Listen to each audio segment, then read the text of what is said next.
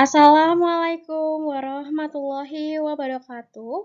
Salam Om Swastiastu, Namo Buddhaya, salam kebajikan bagi kita semua. Perkenalkan, saya Kayla Mira Anindya dari Penmas kelas C NIM 1104623004. Pada kesempatan kali ini, izinkan saya memaparkan pemahaman saya mengenai pengembangan media pembelajaran audio Penmas.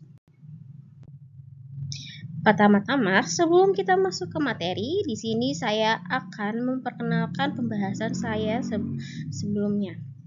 Jadi yang pertama kita akan membahas tentang landasan teori, teknik produksi merancang konten audio dahulu, teknik produksi, lalu penerapannya. Langsung masuk kita ke landasan teori.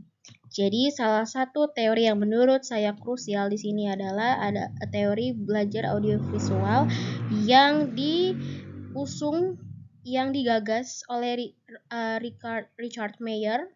Jadi Mayer mengemukakan kalau penggunaan multimedia seperti media audio itu bisa meningkatkan pemahaman siswa.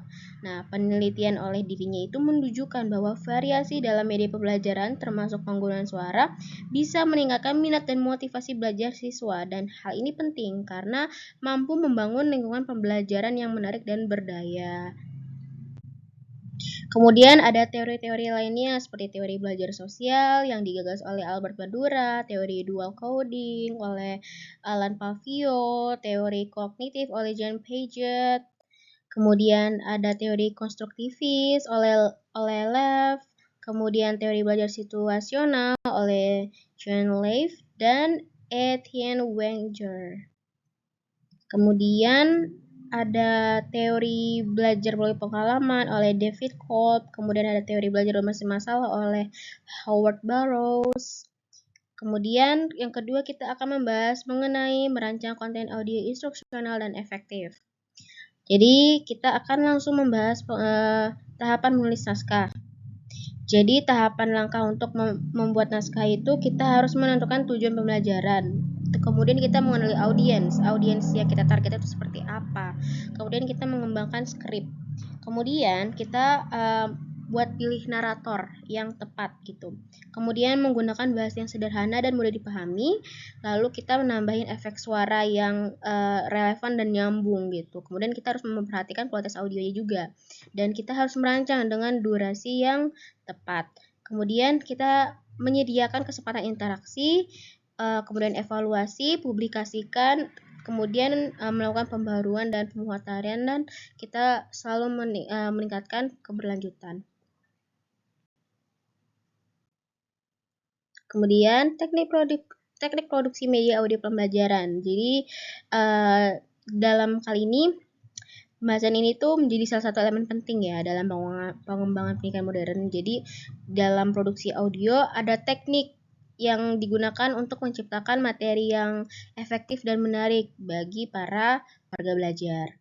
Nah, teknik produksi audio itu meliputi apa aja? Jadi teknik produksi audio itu meliputi pemilihan peralatan, perencanaan naskah, penggunaan audio, teknik editing, teknik pemasaran gitu ya. Jadi terutama penggunaan audio. Jadi suara dan musik itu bisa digunakan untuk menciptakan suasana yang sesuai dengan konten. Jadi bisa membantu meningkatkan keterlibatan pendengar, dan tentu aja kita harus menggunakan efek suara yang tepat gitu ya untuk meningkatkan pengalaman pendengar, dan efek suara seperti suara lingkungan, suara alat atau suara karakter juga bisa digunakan nih untuk menciptakan suasana yang realistis dan memperkaya pengalaman pendengar. Oke, kemudian ada teknik produksi audio. Tentu saja ketika kita memproduksi audio harus ada aksesibilitas pendengar. Jadi pendengar itu bisa mendengar suara audio itu dengan aksesibilitas yang mudah gitu. Jadi semua orang bisa mendengar, termasuk mereka yang memiliki disabilitas auditif gitu ya, atau teman tuli. Kemudian ada teknik rekaman juga. Jadi penempatan mikrofon yang baik, pengaturan volume yang tepat, dan kebijakan lingkungan tuh bisa mempengaruhi kualitas rekaman audio gitu. Oke, kemudian kita masuk ke penerapannya. Penerapan media audio seperti apa gitu. Jadi penerapan media audio pembelajaran Penmas itu dalam Penmas itu telah menjadi pendorong utama dalam memperluas akses dan meningkatkan kualitas pembelajaran bagi berbagai kelompok masyarakat, dan penggunaan ini memungkinkan seperti menyampaikan informasi yang lebih mudah dipahami gitu dan dapat diakses oleh berbagai lapisan masyarakat, terutama bagi orang-orang yang memiliki keterbatasan dalam literasi. Jadi karena mungkin dari masyarakat kita kan masih banyak yang terbatas gitu untuk membaca, dan apa namanya, angka literasi di Indonesia itu kan masih rendah. Jadi menggunakan audio pembelajaran bisa lebih efektif ke warga belajar gitu. Nah, jadi kesimpulannya, penerapan media audio dalam Penmas bisa membantu menciptakan komunitas belajar yang berkelanjutan dan berdaya.